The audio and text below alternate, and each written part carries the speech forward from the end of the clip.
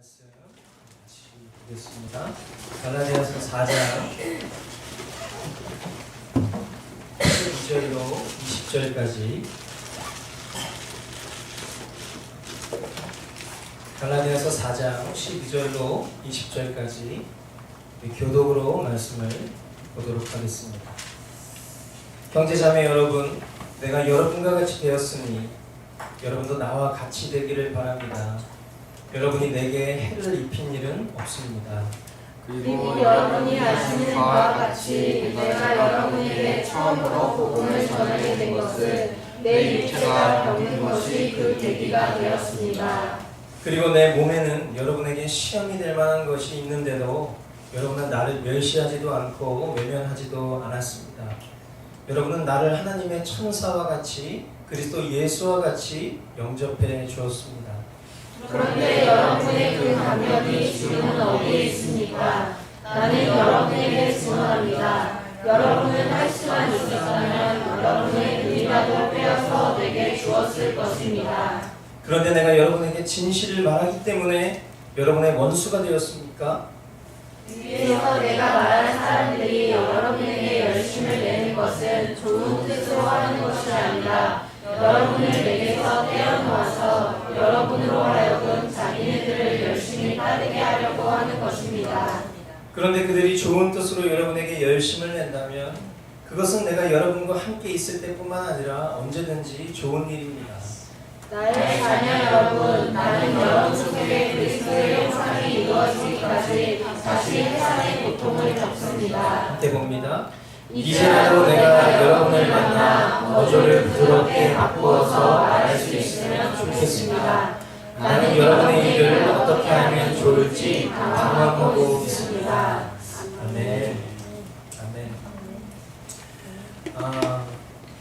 사도 바울은 그의 혈통적인 율법, 유대인으로 태어났기 때문에 혈통상 율법을 지켜야 하는 그런 존재이지만 그 존재로부터 벗어나서 이제 율법이 없는 이 편지의 수신자인 갈라디아 교회처럼 그들과 동일하게 이제 이방인과 같은 삶이 되었다라고 말을 합니다. 그래서 자유롭다고 이야기를 해요. 그렇기 때문에 이 사도 바울이 내가 여러분처럼 율법으로부터 자유함을 얻은 것처럼 여러분들도 율법에 대해서 자유함을 누리시기를 바랍니다 라고 지금 이 편지의 서두에 그렇게 권면을 하고 있어요. 근데 그 얘기가 율법이 나쁘다라는 것을 말하는 것도 아니고 율법 지킬 필요 없다라고 이야기하는 그런 의미로 이야기하는 것이 아니라 예수 그리스도를 믿는 믿음으로 그 율법의 완성이 되신 예수 그리스도를 저와 여러분들이 믿었기 때문에 우리는 더 이상 율법을 어둡고 무겁고 뭔가 그 하나님을 두려워하는 마음으로 율법을 지키려고 하는 속박에서 살아가는 것이 아니라 이제는 우리가 하나님을 사랑함으로 하나님을 기뻐함으로 자원함으로 그렇게 우리가 마음속으로 율법을 지키면서 살아갑시다. 더 이상 어떤 그 율법 때문에 내가 구원의 문제에 대해서 삶의 문제에 대해서 고민하며 살아가지 맙시다 하는 그런 권면으로 오늘 사도 바울이 이야기를 하고 있습니다. 사도 바울이 지금 이 갈라디아 교회 성도들에게 이 편지를 보내는 것은 말 그대로 이전에 갈라디아 교회 성도들과의 만남이 있었던 거예요. 그리고 그때의 소중했었던 시간들을 회상하면서 지금 이야기를 하고 있는 것인데 사도 바울이 처음 갈라디아 교회 성도들을 만났었던 그때, 처음 사도 바울이 그들에게 복음을 가르치고 전했었던 그때는 이 바울의 육체적인 질병이 그 계기가 되었다라고 이야기를 하고 있어요. 많은 사람들이 사도 바울 몸에 있는 가시 이런 표현들을 궁금해합니다. 사도 바울이 과연 어떤 육체적인 질병이 있었을까? 성경이 정확하게 그것을 이야기하고 있지 않기 때문에 우리가 사도 바울이 무슨 병에 걸렸었는지에 대해서 막 알고자 하는 것이 그렇게 바람직한 태도는 아니지만 오늘 이 말씀을 통해서 우리가 두 가지로 해석을 해볼 수 있어요. 첫 번째는 바울이 복음을 전하는 것 때문에 많은 곳에서 막 육체적인 핍박과 고난을 당했잖아요. 그러니까 그런 고난과 핍박을 피해 다니다가 갈라디아 교회 성도들을 만났다라고 이렇게 해석을 하기도 하고, 그리고 또 다른 조금 더 많은 견해를 가지고 있는 분들은 바울이 실제 어떤 육체적인 질병 때문에 갈라디아 지역에 머물게 되었었던 계기로 그 갈라디아 교회 성도들에게 복음을 가르치고 전했었다라고 이야기를 해요. 그리고 이제 뒤에 나오는 여러분이 나를 사랑하는 그 끔찍한 사랑이 마치 여러분이 여러분의 눈을 떼어서 나에게 줄 것 같은 그런 전심의 마음이었습니다라는 이런 표현들을 통해서 아마도 사도 바울이 가지고 있었던 그 육체적인 질환은 안구 질환이었을 것이다 라고 이야기하시는 분들이 있어요. 그러니까 안구 질환이라는 게 뭐 그냥 눈 좀 충혈되고 빨갛게 되는 정도 수준이 아니라, 우리 누군가를 처음 만났는데 처음 만난 사람 눈이 예를 들어서 흰자만 있다든지 아니면 뭔가 되게 혐오스러운 그런 상태라면 그것이 되게 꺼리껴지는 그런 마음들이 들 거라는 거죠. 그 이야기가 이제 뒤에 연결되는데 14절 초반에 바울이 이렇게 표현해요. 여러분에게 시험이 될 만한 것이 있었는데도, 이런 표현을 쓰죠. 그러니까 처음 만났어요. 근데 복음을 전하는 사람이라는데 그 복음 전하는 사람 눈이 뭔가 문제가 있어 보이는 거예요. 그러니까 그런 것들이 처음 만난 사람 입장에서는 시험이 될 수 있었음에도 불구하고 여러분들 나를 너무 극진하게 대접해주고 환대해주지 않았습니까? 이런 이야기를 하는 거죠. 그러니까 이게 그냥 단순히 그렇게 생각해볼 문제가 아니라, 우리도 오늘날 그런 생각을 가지고 살아가는 사람들이 굉장히 많지만 일종의 미신사상에 젖어있는 사람들은 생각을 해보세요. 아주 율법에 능통한 사람이었고 아주 혈통상 유대인이자 로마 시민권을 가지고 있는 그런 사람이었어요. 아주 유명한 관료였어요. 그런데 그런 사람이 그 자신의 어떤 율법을 벗어버리고 예수 그리스도를 믿는 믿음으로 살아가겠다고 결단하면서 복음을 전하러 다니는데, 우리는 보통 무언가를 결단하고 새로운 삶을 살아가는 사람들을 바라볼 때, 그래 저 사람 저런 결정을 내렸으니까 얼마나 잘 사나 두고 보자 라는 마음을 보게 된다는 거예요. 얼마나 잘 먹고 잘 사는지를 보고 싶은데 보니까 오히려 뭔가 되게 처지가 안 좋고, 심지어 뭔가 육체적인 가시를 안고 살아가는 모습을 봤을 때 미신적인 세상을 사고를 가지고 있는 사람 입장에서는 저 사람 지금 저런 선택을 했기 때문에 저주받은 거야, 하나님께 버림받은 거야, 하나님께 벌받고 있는 거야 라고 사람들이 충분히 생각할 수 있다는 거예요. 이해가 되십니까? 네, 그런 생각을 가지고 있는 사람들이 있음에도 불구하고 이 갈라디아 교회 성도들은 여러분이 시험될 만한 것이 있었는데도 저를 멸시하거나 외면해 주지 않았고 생명의 복음을 전하는 나였기에 여러분들이 그런 나를 예수님처럼 천사처럼 그렇게 환영해 주었지 않습니까? 라고 지금 사도 바울이 과거를 회상하면서 이야기를 하는 거죠. 이 갈라디아 교인들의 그 따뜻한 섬김과 환대는 그들이 바울의 가르침을 좋아했다라는 증거가 되기도 하고, 그리고 바울의 가르침을 그들이 잘 받아서 그들의 삶이 바른 믿음으로 나아가고 있다는 것을 증거하는 모습이었던 거예요.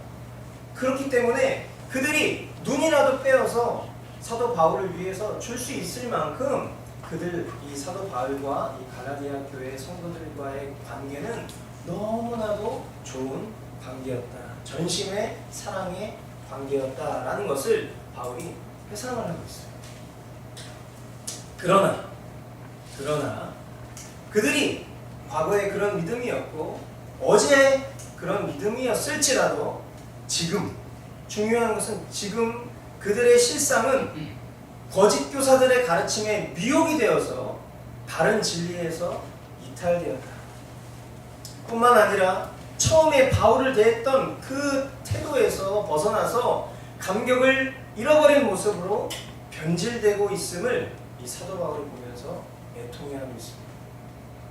그러면서 이런 질문을 하지요. 여러분의 그 감격이 지금 어디에 있습니까? 내가 여러분에게 진실을 말하기 때문에 여러분의 원수가 되었습니까? 애통하는 마음으로 여러분들 그 감격 어디 있어요? 내가 여러분한테 복음 전한 것 때문에 지금 여러분과 제가 원수가 되었습니까? 어떻게 그럴 수 있습니까? 라고 질문을 하고 있어요. 처음에 갈라디아 교회 성도들은 바울이 전한 그 복음의 가르침 때문에 바울을 사랑하고 좋아했어요. 마치 눈을 빼줄 만큼 좋아했어요. 그런데 이제는 오히려 바울이 전하는 복음의 가르침이 바울과 그들을 원수로 만들고 있다고 합니다. 복음을 가감없이 그대로 선포하고 가르쳤다는 사실이 그들과의 관계를 나쁘게 만들고 있다는 것이죠. 참 이상해요. 진리의 사람들이 진리의 말씀 때문에 원수가 될 수 있을까요? 진리 안에 거하는 진리의 사람들이 진리 때문에 원수가 될 수 있냐고요? 그럴 수 없어요. 아마도 바울이 잘못되었거나 아니면 갈라디아 교인들이 잘못된 것이 아니라면 결코 있을 수 없는 일이겠죠. 바울은 거짓 교사의 미혹에 빠진 그들이 바른 복음에서 이탈하여 다른 복음으로 넘어갔기 때문에 이 모든 일들이 일어난 것이고 이것을 매우 안타깝게 여기고 있습니다. 그렇다면 그 정말 좋았던 그 정말 바른 믿음으로 신앙했었던 그 갈라디아 교회의 성도들을 거짓되이 가르치는 이들이 누군가? 그들은 율법 교사들입니다. 그들은 17절 말씀에 보니까 위에서 내가 말한 사람들이 여러분에게 열심을 내는 것은 좋은 뜻으로 하는 것이 아니라 여러분을 내게서 떼어놓아서 여러분으로 하여금 자기네들을 열심히 따르게 하려고 하는 것입니다 라고 바울은 이야기를 해요. 이 율법교사들은, 이 율법주의자들은 갈라디아 교인들에게 막 지금 정성의 열심을 내고 있어요. 여러분 잘 생각해 보세요. 우리가 살아가는 이 세상에도 이런 사람들이 많아요. 그러니까 한번 이렇게 우리의 실제 삶과도 한번 투영해 보면서 생각해 볼 필요가 있어요. 처음에 만나는 사람들에게는 누구나 다 막 모든 거 다 가리고 쓰기고 다 빼준 것처럼 해요. 그들을 전심으로 사랑하는 것처럼 보여요. 그런데 실상은 그것이 그들의 영혼을 사랑하고 소중하게 여겨서 열심을 내는 것이 아니라 바울에게서부터 떨어뜨려서 그들을 내 제자로, 나를 따르는 그런 열성 제자로 만들기 위한 무서운 저희가 있는 열심을 내고 있다고 바울이 이야기를 해요. 근데 이런 어떤 그들의 열심이 큰 문제를 가지고 있습니다. 그냥 우리가 생각했을 때 어떤 표면적으로 하나님 나라 관점에서는 다 오른쪽 주머니에서 왼쪽으로 가는 거고 왼쪽에서 오른쪽 주머니로 가는 거고 다 그게 그거 아니겠어? 이렇게 생각할 수 있겠지만 그런 문제가 아니에요. 지금 엄청나게 큰 문제를 가지고 있는데 어떤 문제냐? 바른 진리에서 이탈한다는 것은 그 영혼이 구원을 받지 못할 수 있다는 얘기잖아요. 이해가 되십니까? 네, 바른 진리에서 같은 진리 안으로 이렇게 예를 들어서 내가 이사를 가가지고 용인에 살다가 서울로 이사를 갔는데 모스트교회 다니기가 너무 먼 거예요. 그러니까 이제 서울에 있는 좋은 교회 추천을 받아서 그 교회로 가는 거 가지고 우리가 너 다른 복음으로 넘어갔거나 이렇게 얘기할 수 있는 게 아니잖아요. 근데 지금 이 상황이 어떤 상황이냐면 예수 그리스도 십자가 복음으로 충분하다라는 그런 가르침을 받아서 바른 믿음으로 자라가고 있던 사람들이 다시 그럴 이유가 전혀 없는 사람들이 율법을 지키려고 하는 그런 상황의 가르침 가운데로 넘어가서 다른 복음을 가르쳤었던 바울을 이게 차갑게 대하고 막 미워하기 시작하고 이런 일들이 일어나는 거예요. 근데 그게 그래 뭐 주님이 하시겠지 뭐 알아서 잘 될 거야 이렇게 생각할 문제가 아니라 사도 바울이 그냥 그래요 여러분 축복합니다. 주님이 알아서 하실 거예요. 잘 가세요. 이렇게 할 일이 아니라고 지금 바울이 여기고 있는 거예요. 왜? 다른 진리에서 이탈한다는 것은 그들이 구원받지도 못할 수 있다는 아주 위대한, 아주 위기스러운 그런 일이기 때문이죠. 우리가 잘 아는 것처럼 구원은 우리가 결정하는 것이 아닙니다. 동의하십니까? 네, 우리가 결정하는 게 아니죠. 어제의 믿음으로 오늘 나의 구원을 결정할 수 없어요. 분명 어저께까지는, 얼마 전까지는 그 사도 바울의 가르침을 따라서 바른 믿음으로 눈이라도 빼줄 것 같은 그런 사람들이 오늘 다른 믿음을 가지고 사도 바울을 미워하고 핍박하고 멀리하고 있는 그 모습을 볼 때에 그 결과가 다를 수도 있겠다는 것을 우리는 충분히 그 영혼의 결론이 다를 수도 있겠다라는 그런 예측을 우리는 얼마든지 해볼 수 있는 거 아니겠어요? 단순히 그냥 하나님 나라 안에서 옆 동네로 옮겨가는 그런 개념이 아니라 천국에서 지옥으로 옮겨지는 문제라는 사실인 것이죠. 그렇기 때문에 사도 바울은 오늘 본문 19절 말씀에 나의 자녀 여러분, 나는 여러분 속에 그리스도의 형상이 이루어지기까지 다시 해산의 고통을 겪습니다. 아멘.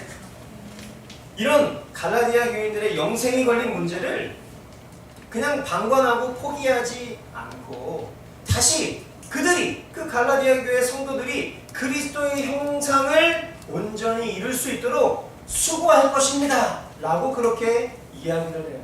사도 바울이 말이죠. 그리고 그 수고가 단순히 제가 좀 노력해 보겠습니다 이런 정도의 수준으로 말하고 있는 것이 아니라 해산의 고통이라는 표현을 쓸 만큼 엄청난 수고를 내가 감당하겠다. 여러분들이 바른 복음 앞으로 다시 돌아올 수만 있다면 내가 해산의 고통을 다 아는 그 순간까지도 내가 그 일을 하겠습니다 라고 이야기를 합니다. 독자 입장에서 이것을 듣는 청자 입장에서 이런 사도 바울의 결심과 고백들을 들으면 나도 저런 목사님 밑에서 신앙생활하면 좋겠다. 우리가 이렇게 생각할 수 있어요. 네, 그죠?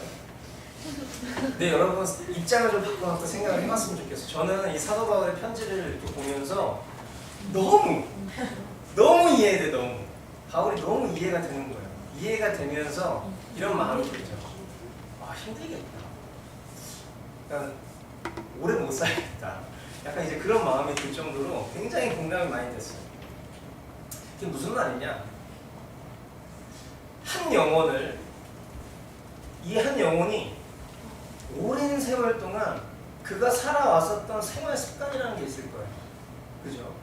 한 영혼이 그가 오랜 세월 동안 살아왔었던 생활 습관과 그리고 또 그가 생각했었던 여러 가치들이 있을 거란 말이죠. 근데 그 습관과 가치들을 변화시켜서 다른 진리 앞으로 이렇게 이끌어내기까지 이 수고가 이게 정말 말로 형용할 수 없을 만큼 굉장히 힘든 수고가 뒤따르는 거예요. 그죠? 우리 개인이 잘 알잖아요. 내가 분명히 난 예수님을 사랑한다라고 고백하는데 내 삶이 내 생각을 쫓아가지 못해. 내가 살아왔었던 내 생활 습관과 내 가치가 말씀 앞에서 충돌될 때마다 그냥 성경책을 덮고 싶은 마음이 하루에도 수십 번 들 정도로 그런 마음이 우리 가운데 있다고요. 근데 그 일을 옆에서 누군가가 도와줘. 근데 실제로는 도와주는 건데 받아들이는 사람 입장에서는 짜증나는 거야. 막 괴로운 거야. 내 일에 그냥 상관 안 해줬으면 좋겠고 그냥 나를 들여다보지 않아줬으면 좋겠고 그냥 내가 알아서 살아가다가 그냥 일주일에 한 번 만나서 서로 덕담해주는 관계 정도로 머무르고 싶은 마음이 있다는 거예요. 사람들 마음 가운데. 근데 그런 마음을 그냥 내버려 둘 수 없는 게 바울 입장인 거예요. 심지어 그냥 그 사람이 그 정도 관계의 스탠스를 유지하고 있는 수준이 아니라 막 핍박하고 미워하고 다른 사람 편에 쏙 가가지고 막 손가락질하고 있는 거예요. 그럼 그 마음이 어떨까? 너무 힘들겠죠.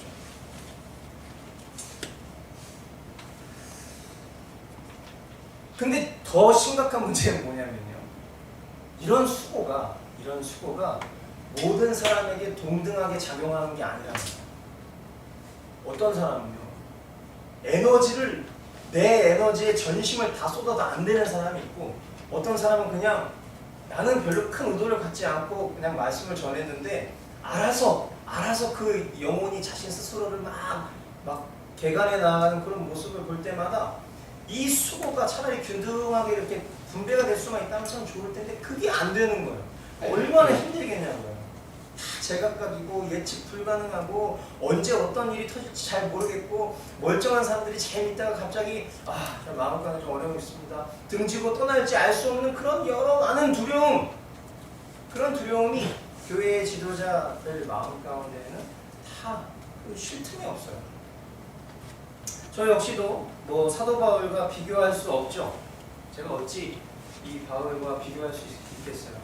그런데 그럼에도 불구하고 그 사도 바울이 겪었었던 일들과 동일하게 겪고 있고 앞으로도 어떤 모습으로 그런 일들을 겪게 될지 늘 두려운 마음이 있어요. 그 두려운 마음이 또 믿음 없음으로 보이기도 하기 때문에 여러 괴리감이 있죠. 그렇기 때문에 그런 면에서 사도 바울이 표현한 그 해산의 고통이라는 그 표현의 무게가 조금은 동감되고 느껴지고 이해가 잘 돼요. 그런데 곰곰이 이 말씀을 묵상하다 보니까 이것은 그냥 목사가 이 말씀을 이렇게 사도 바울과 자기를 이렇게 동등하게 취급해서 여러분들 성도님들 제 속삭이지 마시고 말 잘 들어주세요. 이 얘기하기 위해서 이 본문을 주님이 우리에게 보여주셨다고 생각하지 않아요. 더 중요한 의미가 있다고 생각해요. 그건 뭐냐면 이거는 비단 목사 한 사람의 책임의 문제가 되어서는 안 된다는 것을 저는 묵상하게 돼요. 무슨 말이냐? 저와 여러분은 모두가 다 복음에 비친 사람들입니다. 아멘. 우리는 복음에 비친 사람들이에요. 우리 모두는 그 빛을 졌다는 수준이 어느 정도 수준이냐면 지옥에서 천국으로 우리의 어떠한 공로 없이도 그렇게 옮겨진 엄청난 은혜의 빛을 진 사람들이에요. 아멘. 그런 은혜를 입은 사람들이 생각해보세요. 상식적으로 옆에서 다른 지체가 다른 복음으로 막 넘어가고 있어. 말씀대로 살아가고 있지 않아. 바르지 못한 신앙생활을 하고 있어. 그런데 어떻게 그것을 방관하고 포기하는 그런 신앙생활을 할 수 있냐는 거예요. 목사 한 사람만이 그런 사람들의 모습을 보면서 그렇게 살면 안 돼요. 욕먹고 그렇게 살지 말아주세요. 욕먹고 그 일이 아니라 저와 여러분 모두가 복음에 비친 사람들이라면 우리는 그런 공동체를 영위하며 그런 공동체를 추구하며 나아가는 것이 그게 건강한 신앙생활이라는 것을 말하고 싶은 거예요.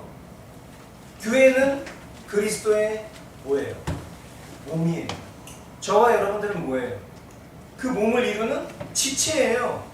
나 한 사람 신앙생활 잘한다고 결코 신앙생활 잘 되는 것이 아닙니다. 여러분 꼭 기억하세요. 여러분이 골방에서 말씀 연구 많이 하고 기도 많이 한다고 해서 그게 여러분의 신앙에 유익을 줄 거라고 생각하지 마세요. 물론 일시적으로 그리고 어느 부분에서는 그것이 우리의 유익이 될 수 있겠죠. 하지만 다른 사람이 병들고 있는데 그 사람 방치하면서 나 혼자 말씀 열심히 보면 그건 바리새인 되는 거예요. 옆에서 넘어져가는 그 영혼을 바라보면서 그 영혼을 방관하고 우리가 도태시킨다면 결국 그 후유증은 반드시 나에게, 우리에게 돌아올 수 있다는 것을 여러분들 기억해 주셔야 돼요. 그렇기 때문에 우리 머스트교회 성도들은요, 오직 예수 그리스도를 믿는 믿음 안에서 굳건히 성경 말씀을 살아내기 위해 우리 모두가 같이 힘쓰고 그리고 같은 말씀 안에서 서로가 서로를 돌아보며 사랑하며 권면할 수 있어야 하는 것입니다. 아멘. 네, 그렇게 해주실 거죠? 네, 여러분 혼자 성숙할 수 없는 거예요. 우리를 새로운 가족 공동체로 불러주신 거예요. 네, 저와 여러분들의 그 빚진 마음들을 주님이 서로에게 사랑으로 실천하라고 그 빚 갚으라고 우리를 한 몸으로 이루어주신 것을 기억해 주시기 바랍니다. 아멘. 시험에 빠졌어요. 세속적 가치에 물들었어요. 한 영혼이. 아무리 가르쳐도 들으려고 하지 않고 제 각각 멋대로 신앙하기 원하는 그런 사람들을 바라보는 지도자 마음이 어떨지 아십니까? 제 마음이 아니라 오늘 본문 마지막 절 20절 말씀, 이제라도 내가 여러분을 만나 어조를 부드럽게 바꿔서 말할 수 있으면 좋겠습니다. 나는 여러분의 일을 어떻게 하면 좋을지 당황하고 있습니다. 네. 부드럽게 말하기 어려워요.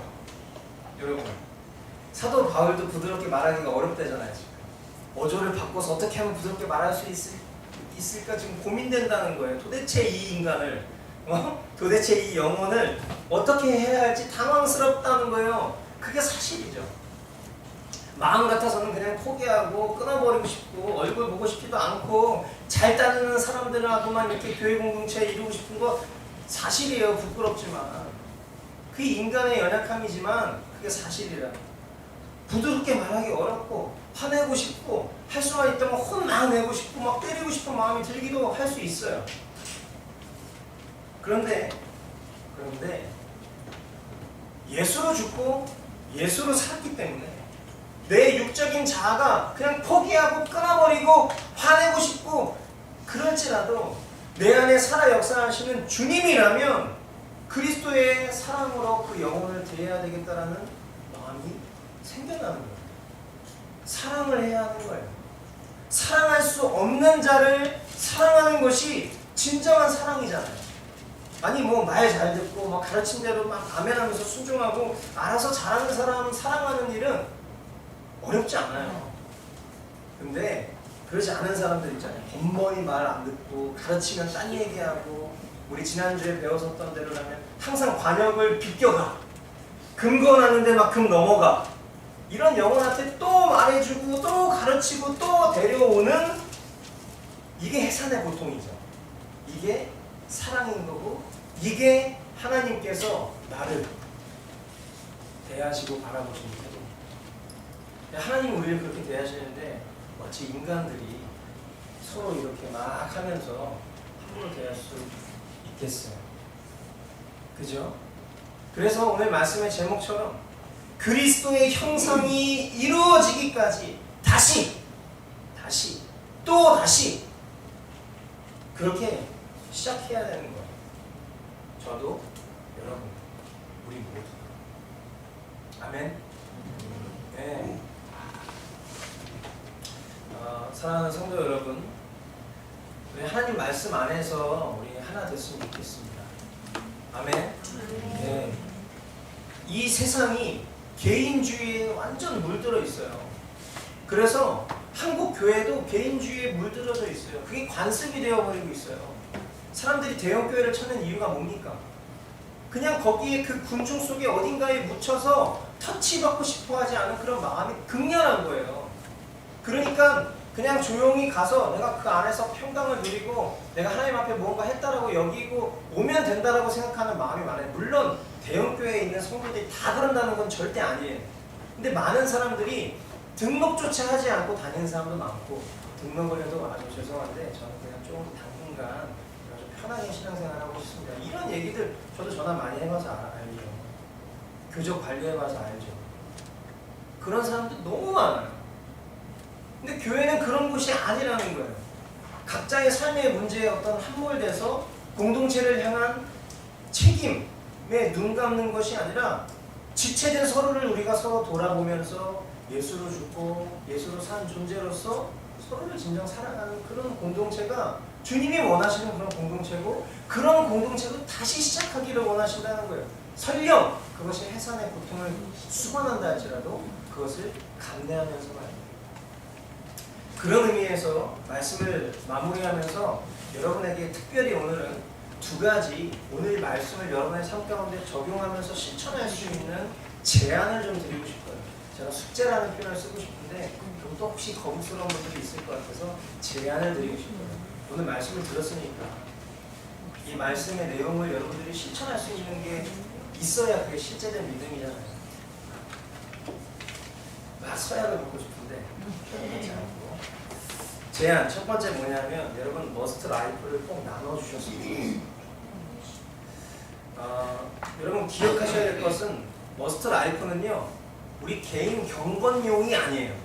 분명히 여러분들이 오늘 다시 한번 혹시 오해하신 분이 있다면 다시 한번 여러분들이 좀 새겨주셨으면 하는데 개인 경건용이 아닙니다. 머스트 라이프. 개인의 경건 유익하지만 그것보다 더한 유익이 있어요. 앞서 이야기했던 것처럼 주님은 저와 여러분들을 교회로 부르셨어요. 아멘? 지체된 몸으로 부르셨다는 거예요. 그렇기 때문에 말씀은 우리에게 허락된 말씀은 개인 삶에 필요한 교훈을 얻는 정도 수준으로 머물면 그거는 활용 잘 못하는 거예요. 아이패드를 딱 샀는데 최소 아이패드를 샀으면 저처럼은 써야 돼요. 근데 아이패드 딱 사가지고 맨날 하는 게 뭐 저기 TV 보거나 아니면 뭐 인터넷 서핑하거나 SNS 하는 용도로 이거 사시는 거면 사치가 되는 거예요. 활용 못하는 거예요. 하나님 말씀을 우리에게 허락했을 때 내가 오늘 하루 어떻게 살 수 있을지 교훈 정도 얻는 정도로 말씀을 누리는 것은 그건 누리는 수준이 아니라 그거는 제대로 못 누리고 있는 거예요. 진짜 이 말씀이 우리에게 말씀이 되기 위해서는 우리가 서로가 서로를 이해하고 한 성령님 안에서 진리로 하나 되는 그 하나님 은혜의 방편을 누리는 데까지 나아가야 되는 것입니다. 아멘. 그렇기 때문에 하나님이 우리 각자가 고백하는 받은 말씀, 주신 마음, 드린 기도, 이것을 우리가 함께 공동체 안에서 나누면서 그 삶이, 그것이 우리 공동체의 나눔이 되고, 그리고 그 안에서 우리가 주님의 뜻과 계획을, 우리가 어떤 교회의 일들을 이루어갈 때 있어서 목사님이 제가 하나님께로부터 이런 계시를 받았습니다, 그거 아니에요. 우리가 함께 말씀 기도하는 그 속에서 주님이 주신 마음들을 모아서 하나님이 우리 공동체에게 이런 마음으로 이끌어주고 계시는구나 하는 걸 모두가 다 확인할 수 있는 그런 증거가 되는 것, 그런 기쁨을 함께 누리는 것, 그 안에서 서로가 서로의 삶을 들여다보면서 기도하는 특권을 누리는 것, 그것이 바로 말씀을 아주 그냥 풍성하게 누리는 방법이라고 저는 믿어 의심치 않아요. 그런 의미에서 여러분들, 우리 공동체를 세우는 일은 바로 저는 여기에 해당이 있다고 생각합니다. 머스트 라이프 꼭 나눠주셨으면 좋겠습니다. 아멘. 네, 제가 목회자로서 사역을 해오는 동안 마치 우리가 어떤 병에 걸리면 전조 증상 같은 게 있잖아요. 그래서 의사들이 이렇게 진찰을 해보면서 질문을 하죠. 그 질문은 나는 이해를 잘 못하지만 의사가 그 질문 속에 이 사람이 어떤 병에 걸리는지를 진단해 볼 수 있는 질문을 하는 거예요. 마찬가지로 영혼의 문제를 다루는 제 입장에서 사역을 해오는 동안 하나님으로부터 멀어진 사람은 반드시 그 현상이 가장 먼저 드러나는 일이 있어요. 그게 뭔지 아세요? 말씀으로부터 멀어진 거예요. 처음엔 다 이유가 있어. 나름의 이유가 있고 나름의 합당한 어떤 상황이 있어요. 근데 그 이유와 상황들이 계속 반복되면 그 영혼이 하나님 말씀으로부터 멀어져요. 그 영혼의 특징이 뭔지 아세요? 교회에 주일날 오면 반짝해요. 왜냐면 공급이 전혀 안 됐다가 갑자기 공급이 확 되니까 쫙 막 무슨 에너지 드링크 먹듯이 쫙 반응해. 그래서 막 결단도 일어나고 눈물도 때론 흘리기도 하고 막 은혜를 받는 것 같은 그런 현상을 보이기도 해요. 근데 다시 현장으로 가면은, 다시 삶의 자리로 가면 공급이 없으니까 갑자기 급격히 메말라가 에너지 드링크로 확 이렇게 충전됐다가 갑자기 확 메말라. 그래서 갑자기 하나님과의 관계가 온데간데 없이 사라져. 그리고 그런 흔적들이 막 열매로 나타나셔요. 제 말이 틀린 말이 아닐 거예요. 스스로도 자가 진단해 볼 수 있거든요. 그렇기 때문에 우리가 영혼이 도태되는 것을 막기 위해서 해야 될 일은 도태된 다음에 끌고 오면 해산의 보통이야. 근데 도태되기 전에 서로가 서로에 대한 관심과 권면은 말씀 안에서 이루어져야 되는 거예요. 그죠? 그래서 우리가 함께 나눠줘야 된다는 거예요.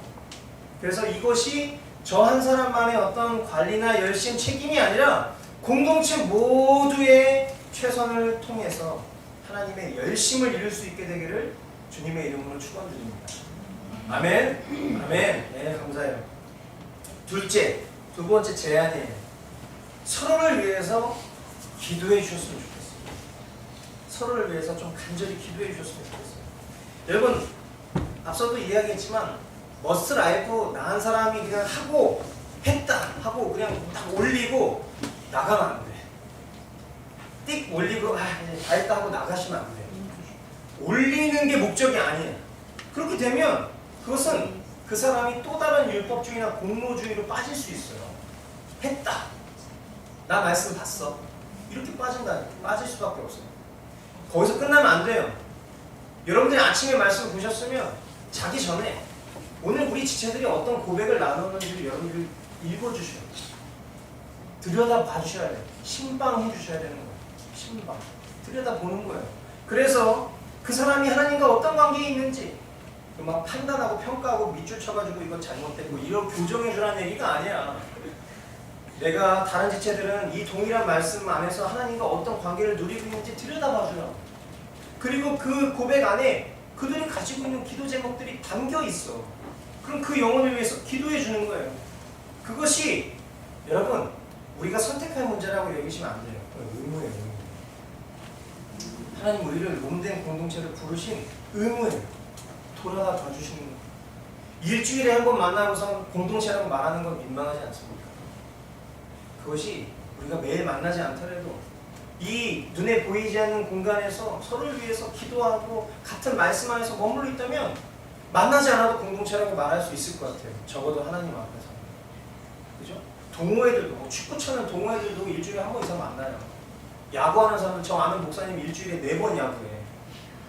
그래서 막 걷지를 못해. 맨날 만나요. 아, 가냐? 왜 그러세요, 형님? 오늘 야구 2게임 됐어. 내일 또 가야 돼. 같이 갈래? 이런 분들도 일주일에 성도를 4번 만나지는 못할지 모르겠는데 영혼은 자기 취미 활동 이런 거 하고 많이 만나요. 그게 공동체지.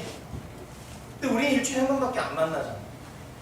근데도 우리는 공동체라고 말할 수 있으려면 매일매일 우리가 같은 말씀 안에서 서로를 돌아보는 정도의 수고, 그 수고를 일지 모르겠지만 그런 일들을 통해서 우리가 서로가 서로를 위해서 기도하는 데까지 나아가는 것, 그것이 그리스도의 형상이, 오늘 이 말씀대로 그리스도의 형상이 저와 여러분들 안에서 온전히 하나로 회복되는 일인 것입니다.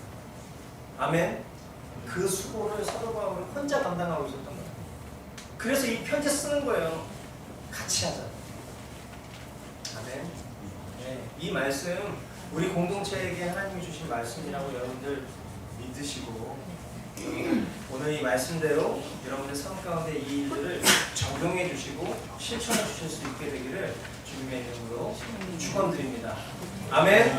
아멘. 자, 우리 옆에 계신 분들 바라보면서 지금 뭔가 썩은 독탄가로 있는 지체들이 없을 텐데 그 영혼을 서로 바라보면서 우리 함께 말씀과 기도로 살아냅시다. 이야기합시다. 또 다른 지체 또 바라보면서 뭐 몇 명 되지도 않잖아요. 그러니까 서로 다 웬만하면 아이 컨택 다 하시면서 말씀과 기도로 살아냅시다. 이러면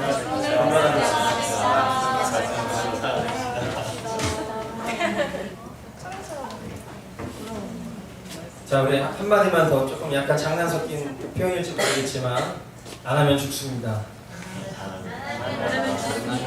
네, 저한테 죽는다는 얘기가 아니에요. 우리의 심령이 죽을 수 있다는 거 여러분들 기억해 주시기 바랍니다. 그 진지를 좀 안 하네요.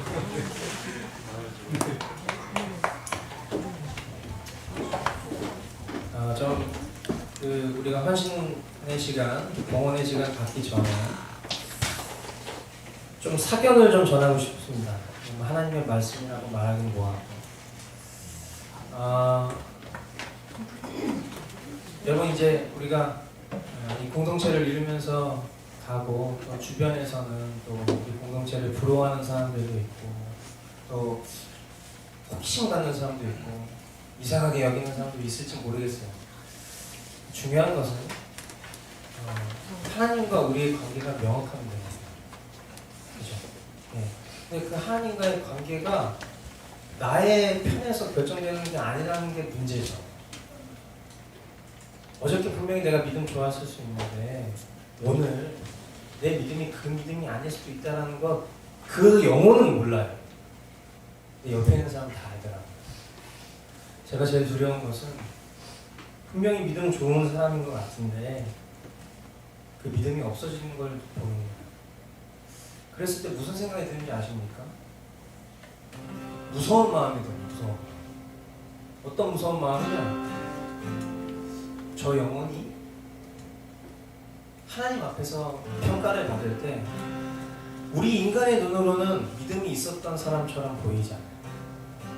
근데 하나님 편에서는 믿은 적이 없었던 사람이다, 이렇게 평가를 받게 되는 거예요. 그러니까 우리의 겉모습으로, 우리의 종교적인 행위로 우리의 믿음을 속단하시면 안 돼요. 여러분 자신 스스로도 말이죠.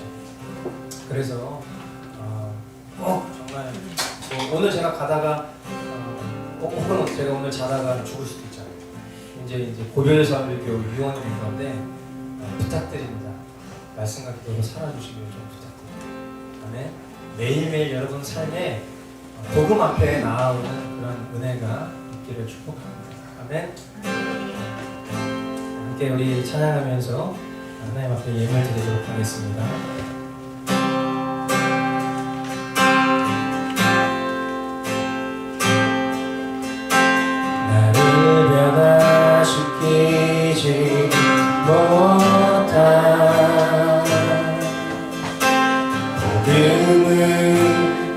복음이 아니요 어제의 믿음으로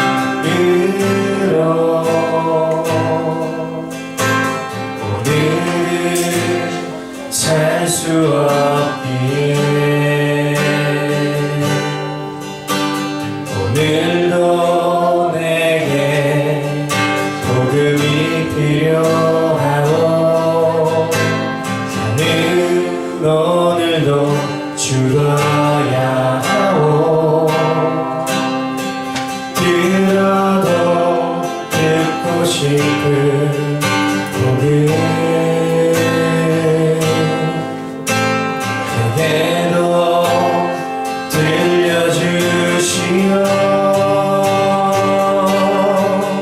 내가 그리스도와 함께 십자가에 못 박혔나니 이제는 내가 사는 것이 아니요 내 안에 그리스도로 사나니 더 이상 예전처럼 살 수 없는 것이라 그것이 나의 믿음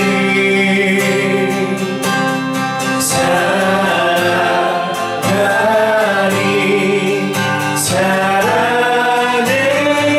살아내리 나의 복음 예수 그리스도 내가 그리스도와 함께 내가 그리스도와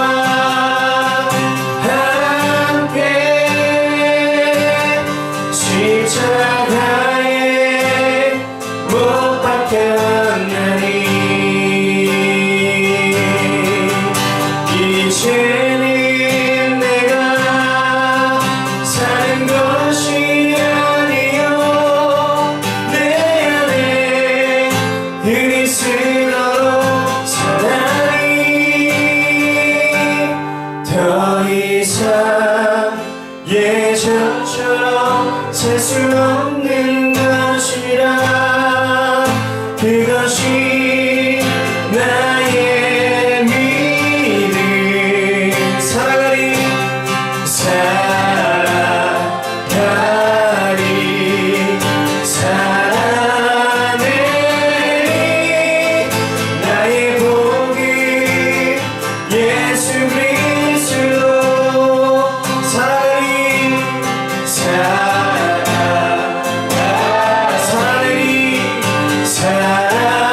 살아내리 나의 복음 예수 그리스도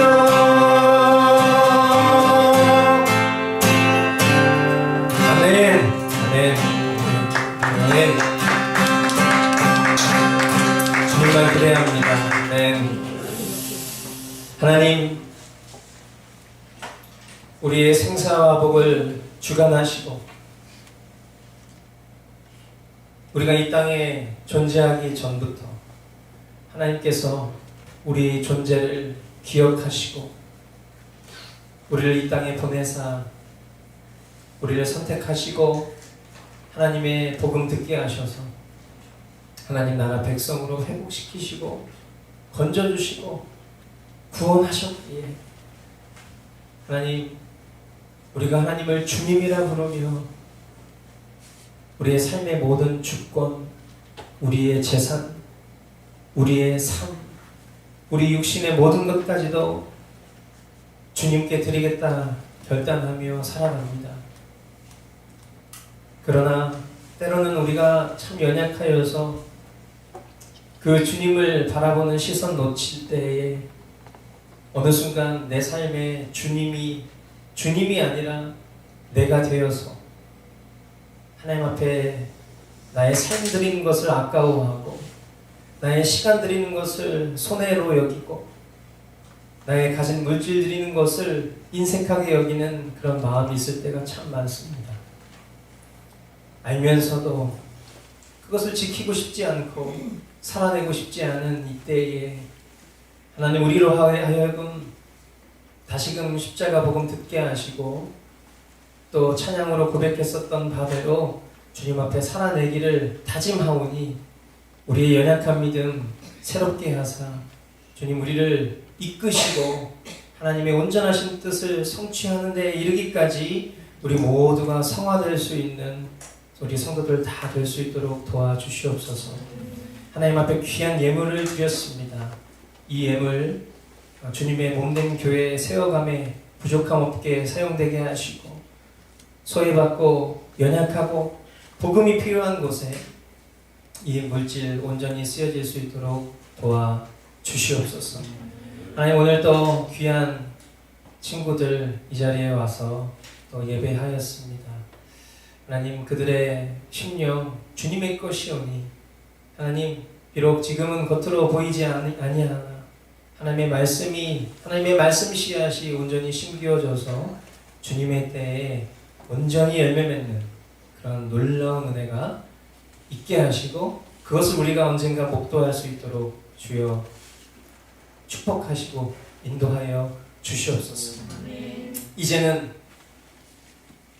아들 예수 그리스도의 은혜와 성부 하나님의 지극하신 사랑과 성령님의 위로 교통 역사하시는 은혜가 오늘 그리스도의 장성한 분량에 이르기까지 그리스도의 형상을 온전히 이루기까지 다시 그 일들을 이루기를 소망하며 말씀과 기도로 살아내기를 다짐하는 고개 숙인 성도들 머리머리 위와 우리가 살아가는 일터와 가정, 이 나라 대한민국, 세계 열방 가운데 이제로부터 영원까지 함께 있을지어다. 아멘.